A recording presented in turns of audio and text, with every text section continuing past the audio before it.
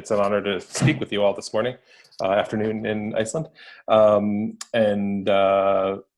make my remarks brief and take you through some basics on what we see in the United States in union busting, and sadly what we see increasingly around the world as other firms in other countries learn some lessons from the United States, and as US union busters and anti-union law firms seek new markets around the globe. So I have just a handful of slides to present, and hopefully this will help for those of you who are not, for whom English is not as easy. But certainly your English is no doubt better than my Icelandic. So I appreciate your listening in English or in translation. But if I'm going too fast, please wave your hand or say slow down. But I will do my best to be brief and to the point, but also clear. Okay, I'll share my screen here. All right, hopefully this works. And go into mode. Okay, so I work, I'm the Deputy Organizing Director at the AFL-CIO, which is our labor federation in the United States. We represent about 12 million union members in the US. And our organizing department serves as a training operation, research operation for our labor movement broadly. And this topic of union busting is one of the topics that we're devoting a little bit more attention to. So as I mentioned, this is one of our exports. I would rather be here talking about one of our better exports, whether that was, rock and roll or baseball or something else other than the union avoidance industry. And it is a whole industry in the US and sadly in other parts of the world. But we're seeing an increasing style of US union busting in Europe, in Latin America, even in Asia now, and Australia too. And as a corollary to that, we're also seeing when European firms operate in the US, they are playing by a US playbook, not by the same standards that they treat European workers with. We see that in Volkswagen and Mercedes, and a number of, especially in the auto sector, with companies coming to the US and playing by the lowest standards. So we feel a special obligation to help out and to share what we've learned with our union brothers and sisters around the globe. And it is a spreading industry. Just one example, Littler Mendelson is one of the US law firms that does union avoidance. They advise companies through negotiations. They try and stop workers who are forming unions. They've expanded over the last 10 years dramatically across the globe. In 2015, they opened offices in Germany. Now they have 4 offices in 4 German cities. In 2019, they opened an office in Norway. And in 2020, they opened an office in Austria. So there's just one example of the kind of spread this is having. So what is union busting? It's not just being anti-union or preferring to have a contract that is more generous to management and less generous to workers. Union busting is an attempt to destroy or dramatically weaken new or existing unions. So it really goes beyond just, hey, we'd rather have a smaller contribution to the pension system this year. It's really, how do we stop doing that altogether? Just, wipe the board clean. Its roots in the United States come after World War II. During the New Deal and during World War II, there was a kind of consensus that emerged between labor and companies in the United States that collective bargaining was part of how we were going to do business in the United States. It was, no doubt an effort to weaken the left in the United States by having collective bargaining as an alternative. And for some people on the right wing, that arrangement was anathema. That arrangement was a terrible idea, and they wanted to see it stop. They really wanted to get rid of the whole, what we call the New Deal, which were the reforms that came into the United States during the Depression.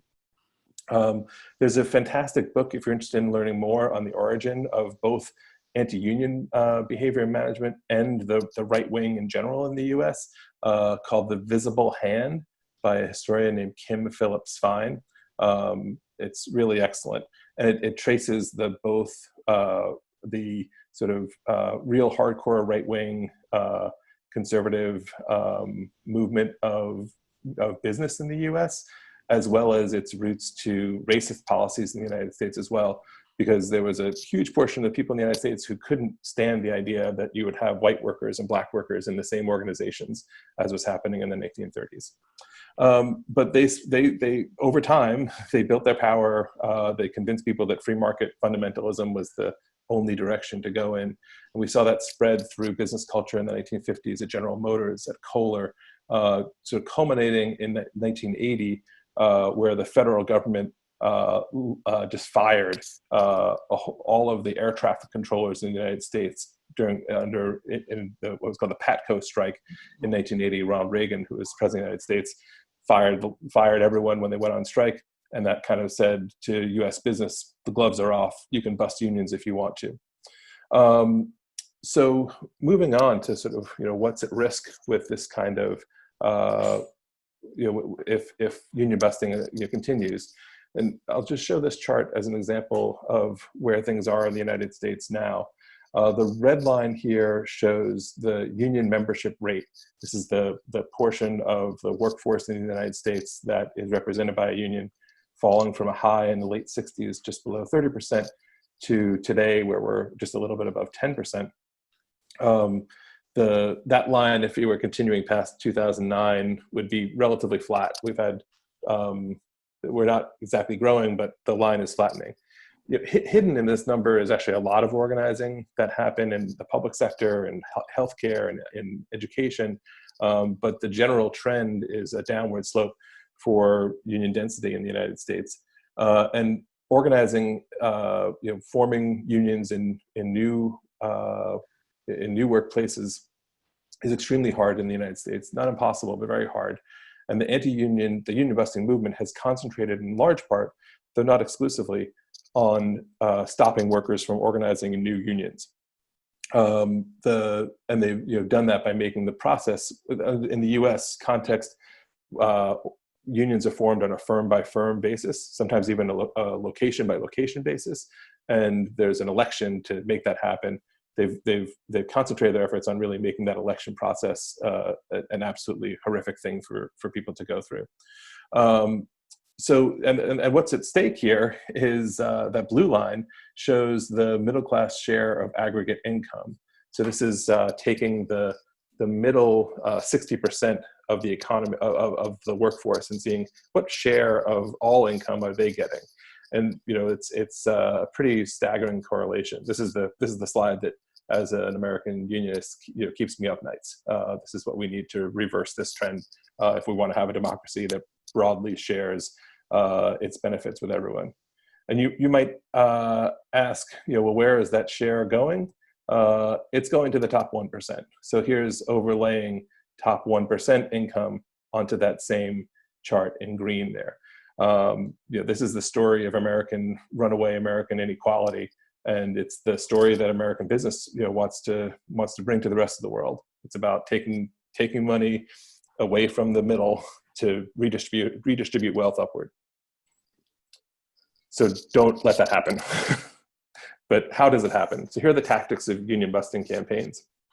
We see a violation of the norms of social dialogue. It's very common that union avoidance firms, the law firms, the consultants, if you read their manuals, they say our number one job is to convince the supervisors, the frontline managers, that the sky is falling. It's a US, I don't know if it's an idiom outside of English, but that the world is about to end unless they stop the union from gaining power, from negotiating a good contract, from forming a union. And to do that, they have to push people to change how they've done business in the past. So what are the other tactics? Captive audience meetings. So this means mandatory meetings that people have to attend, that workers have to attend, where they are fed a vision of the change that the company wants, that, you know, and that paints the union in horrendous light, where the union is not allowed to speak, where workers are not allowed to speak, and that they can go on for, you know, incredibly long periods of time, just to sort of, you might call it brainwashing. If you have a chance to see the Netflix documentary American Factory, there's an example of a captive audience meeting caught on tape in that documentary.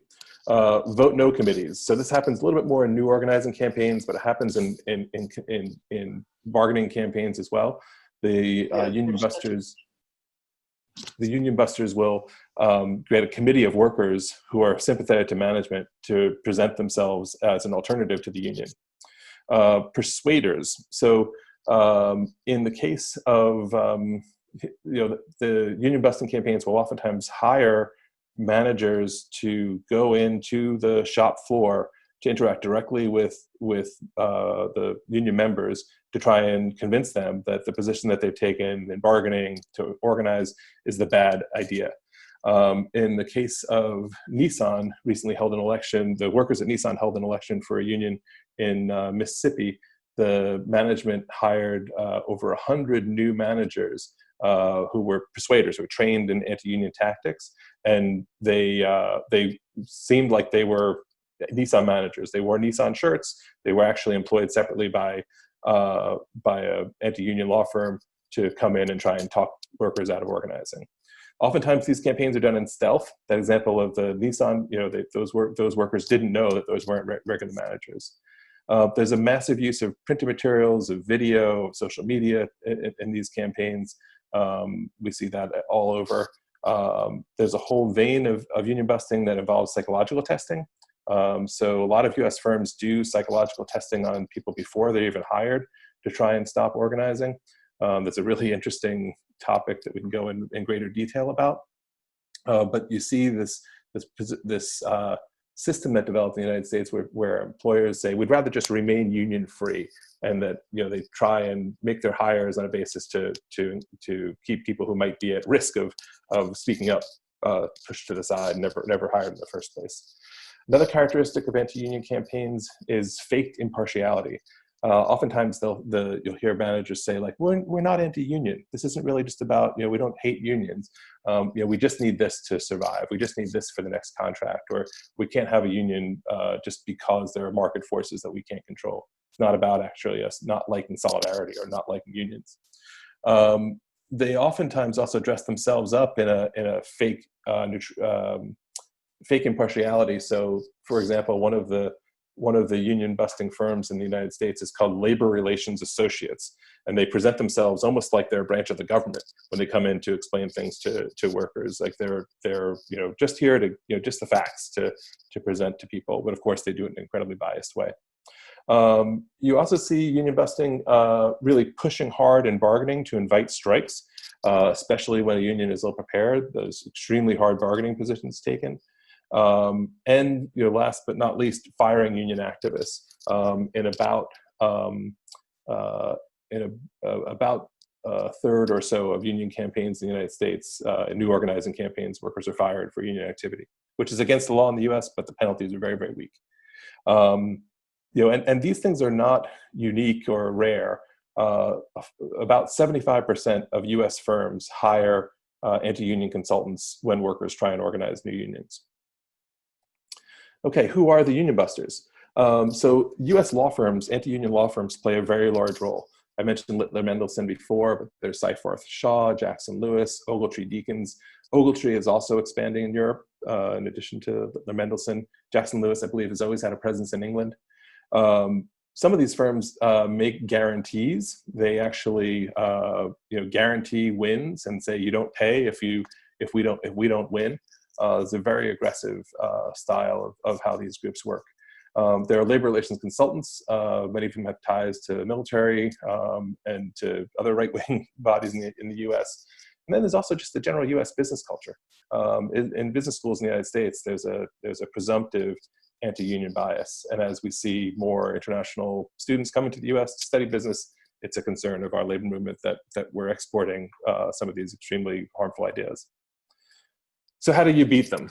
What are the ways to beat the union busters? The first is to unmask the enemy, and to expose that a firm is using a consultant is a very powerful method. To ask who profits from whatever the position that they're taking, to expose the profits that the union busters are making.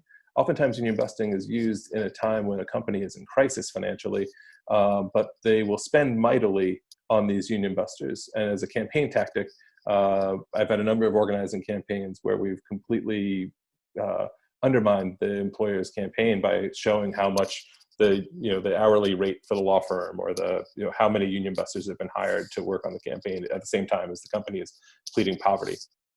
To build solidarity through systematic one-on-one internal organizing. When we say internal organizing in the US context, we mean getting workers to do something that they're not already doing. And the best means we've determined to do that in our context is to train stewards, activists in our unions to talk to workers one-on-one, to find out what their issues are, and to move them to activity. So this leads to the third bullet, to demonstrate solidarity through public actions, whether this is petitions or demonstrations. Mobilizing people to fight back is a key part of beating back the union buster. Developing independent expertise. So oftentimes when companies plead poverty, the union has to have the financial analysis, the expertise in the whole industry to counter that narrative, both at the bargaining table and in the public sphere. Finding allies for the fight, whether it's community organizations, religious organizations, environmental organizations, to find people in addition to the labor movement, who are aligned with your fight, because oftentimes the union buster attack is on the institution of the labor movement. Finding other outside validators can be a very, very powerful tool. And to finally, use new and old media to expose this effort and to, as the campaign machine to fight back, whether that's online petitions, social media, video, memes, et cetera, to make these fights public is incredibly important. And that wraps up my presentation. I've shared some materials with Halda as well, especially on internal organizing, that might be helpful just to understand where we're coming from and what we've seen work. Thank you. Já, þetta var mjög athyglisvert að sjá vegna þess að það sem hann var að tala í sambandi við þetta niðurbrot verkalýðshreyfingarinnar á sér þetta lengri sögu, og ég vona að ég festist nú ekki í einhverja eldgamalli sögu í þessu, en það er ágætt að rifja upp frá fyrstu áratugum verkalýðshreyfingarinnar, og það átti við náttúrulega í Bandaríkjunum og líka hér á Íslandi, að þá reyndu atvinnurekendur að hunsa verkalýðsfélögin. Og það voru svona 3 aðferðir til þess að reyna að halda þeim niðri. Og í fyrsta lagi þá var það með því að hunsa félögin og láta eins og þau væri ekki til. Og í framhaldi af því voru náttúrulega til ýmis ráð, og það var að ýta forystumönnunum bara út, neita þeim vinnu og ofsækja þá, hrekja þá helst burt úr byggðarlaginu, og sérstaklega halda þeim frá vinnu, sem að mjög oft á bernsku dögunum dugði, því að reynsla verkafólks var lítil og samstaðan og félagsþroskinn var náttúrulega ekki komið til staðar. En smátt og smátt þá tók þetta nú að breytast, og þegar að atvinnurekendur sáu það, þeir gátu ekki komið í veg fyrir að félögin yrðu til, að þá var það nú oft á tíðum að þeir reyndu að hafa áhrif á félögin, með því að senda inn verkstjórana sína eða einhverja aðra talsmenn inn í félögin, og fyrst og fremst var það til þess að félög vítt og breitt landið og í ýmsum öðrum starfsgreinum gengju ekki í heildarsamtökin. Það var alveg frægt þegar að Grímur í Súðavík bauðst til þess að ganga öllum kröfum verkalýðsfélagsins og meira að segja að stofna sjúkrasjóð sem hann reyndar átt að ráða sjálfur yfir, ef að félagið gengi ekki í alþýðusambandi. Og þetta gerðist líka í Bolungarvík og Ólafsvík og fleiri stöðum. Yfirleitt gekk þetta nú ekki upp, þó er kannski hægt að finna einstök dæmi, En þetta gerðist reyndar líka í félögum eða á stöðum þar sem samvinnurhreyfingin var sterk, eins og til dæmis á Hólmavík eða Borðeyri eða Höfn í Hornafirði, að þá mættu bara hreinlega kaupfélagsstjórarnir á fundi hjá verkalýðsfélögunum, stofnfundina, og sögðu að þetta var náttúrulega algjör óþarfi vegna þess að allir væri í kaupfélaginu og þyrfti ekkert verkalýðsfélag. Og þetta áttu þeir við að etja á nokkrum stöðum og var til þess að sum félög gengu ekki í alþýðusambandið vegna þessa. En þessi áhrif, þau duttu nú út eftir því sem að félögin þroskuðust. Það er að segja að atvinnurekendur gætu tekið félögin svona yfir innan frá. En þá var komið að síðasta atriðinu og það var það að á nokkrum stöðum reyndu menn að stofna eigin óháð félög. Það er að segja neituðu eða hunsuðu verkalýðsfélög sem voru í tengslu við alþýðusambandið en létu búa til önnur félög við hliðina. Og þetta var nú mest áberandi þar sem að reynt var að kljúfa samstöðu verkafólks og sjómanna með því að etja því fram að ef að verkafólkið fengi hækkuð laun þá yrði útgerðarmaðurinn að lækka laun sjómanna eða hlut sjómannanna í staðinn. Og þetta er nú frægt í bókmenntunum því að þetta er náttúrulega það sem kemur fram í Sölku Völku hjá Halldóri Laxness. Það er einmitt verið að etja saman sjómönnunum, smábátasjómönnunum og svo verkafólkinu. Og þetta gerðist í raun og veru bæði í Súðavík og Bolungarvík og örugglega víðar, þar sem að voru stofnuð svona sjómannafélög eða smábátaeigendafélög sem að börðust gegn verkalýðsfélögunum vegna þess að þeim var att saman með þessum hætti. En þetta breytir svo allt saman.